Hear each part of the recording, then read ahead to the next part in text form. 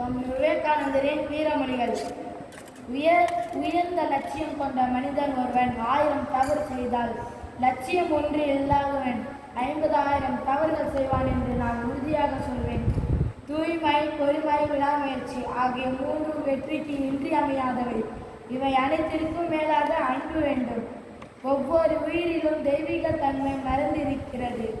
வெளியேயோ உள்ளேயோ இருக்கும் இயற்கை கட்டுப்படுத்தி உள்ளே கூடிக்கொண்டுள்ளன.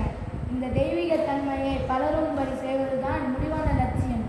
எழுந்திருங்கள், விழித்திருங்கள், இனியும் தூங்க வேண்டாம். எல்லா தேவைகளையும் எல்லா துன்பங்களையும் நீக்குவதற்கான பேராற்றல்கள் ஒவ்வொருவருக்குள்ளேயும் இருக்கிறது. மனிதனுக்குள் ஏற்கனவே மறைந்திருக்கும் பரிபூர்ண தன்மையை வெளிப்படுத்துவதுதான் கல்வி.